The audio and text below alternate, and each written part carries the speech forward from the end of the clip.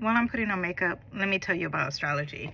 I wanted to talk about Melania Trump. I get Melania Trump mixed with Ivanka Trump. Me putting no mental energy. Okay? If you didn't know, I'm an astrologer and a tarot reader, your favorite tarot reader and astrologer, and I'm going to break down Melania Trump and what's going on with her currently. April 9th, she did a most awkward or random or surprising speech. My attention span may be short, but I didn't watch the speech. Okay, but we all know what it meant, right? She basically said she has nothing to do with Jeffrey Epstein. It's a very serious matter. She even said, I talk about this in my book. I want to use her accent, but it would be disrespectful. Validates that it's serious, even though her husband says it's a joke. First of all, the sky right now has a stallion. The day that she did the speech, it was actually April 9th. And I remember this as an astrologer because that's when Mars hit 0 degrees in the sign Aries, which in my head, when I think of Mars and Aries, I think, oh my gosh, anger, war, fight, red, and heat. Anyway, that didn't happen because Mars was sitting close to Neptune once it hit 0 degrees. It immediately was sitting close to Neptune, and Neptune is sitting close to Saturn. What is very interesting, we don't have a birth time on her, so that's not interesting. Once Mars and all those planets hit Aries, they have to have relationship with her Uranus in the sign Libra. If you guys know what Libra means when it comes to predictive astrology, basically it means your partner, your husband. If you have a business partner, sure, it could represent law, it could represent contracts, aesthetics, but we're talking about Ivanka Trump, the First Lady Trump, okay? Uranus, the planet, is the planet of disruptions. It's also very weird, hence we had this weird speech. So this is sudden disruption. This is erratic behavior. There is a shock value happening here. It could be an unexpected statement. Also, too, Uranus sometimes represents social media. Uranus, too, is a higher octave of Mercury, so communication is a big part, too. But it's very unusual, and that is what we got from this speech. It's like, I don't think I've ever heard her give a speech other than that speech that they said she copied from Michelle. I'm sure she's given other speeches, but never did I see like a live emergency speech. And why is this an emergency? Very much a public disruption kind of energy.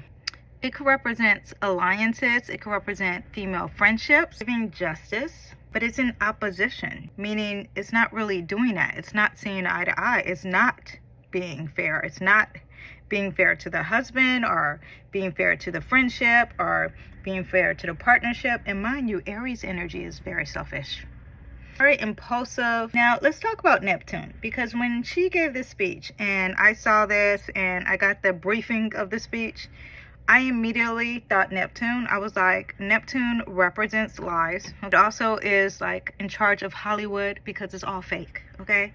Somewhat of a stage, but that's more Leo energy. But Neptune is going to bring the fog, the deception. Also add confusion sometimes too. And I was very confused. I saw this speech because I was like, what are we doing here?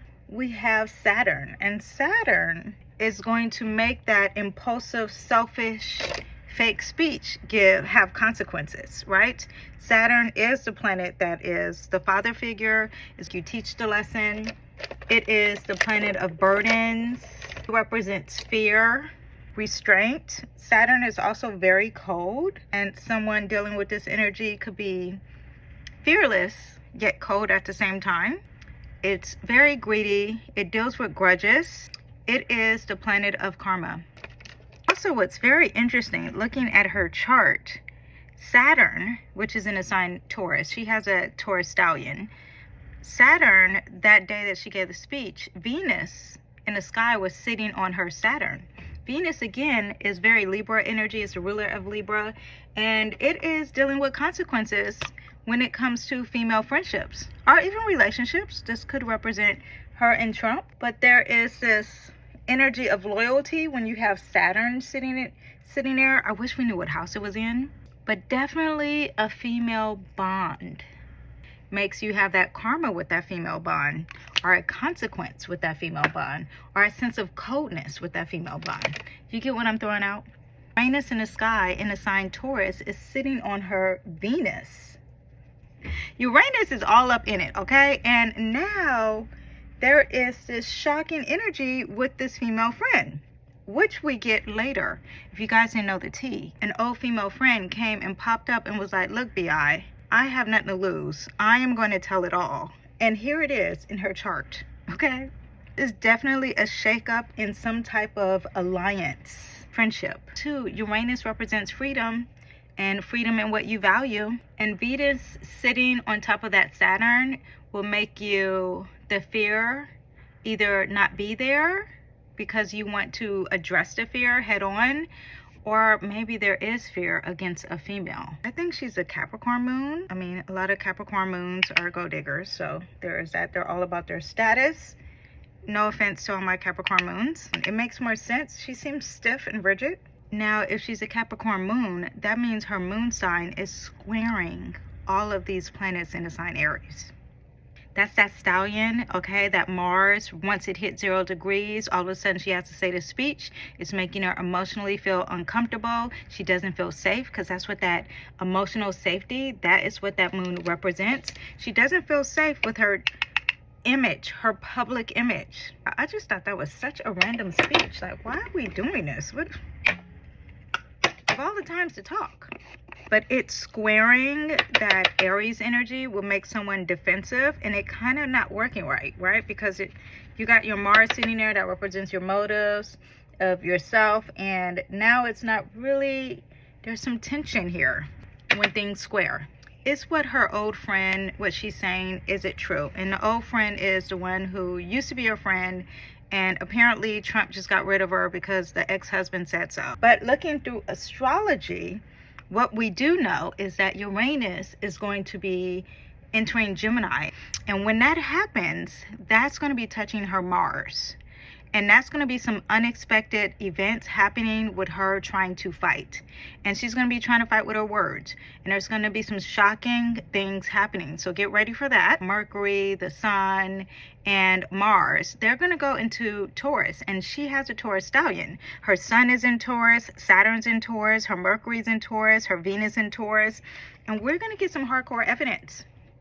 Usually that's what that means. Taurus gives you hardcore, tangible evidence. Venus is going to get us something with that friendship or something with justice. Mercury in Taurus is going to get us some speeches, something written, an email, something's going to be said. Saturn is the most biggest part. I don't know if she was born in the daytime or at night, but that is the malefic planet, because Mars and Saturn both are malefics. Then we are dealing with some major consequences and something that's going to make her very, very unhappy. Something serious. We're talking about karma, and time has been sitting. 100% is going to be representing her reputation. Mind you, this is going to at first get along with her moon, because she could be a Capricorn moon, and Taurus energy and her moon sign, that works hand in hand. So I couldn't tell you if it's going to be good and bad, but I will tell you we will be saying something. What I can tell you is, everyone buckle your seats for Taurus season, because we are going to get some more tea. Also, look out for Uranus and Gemini.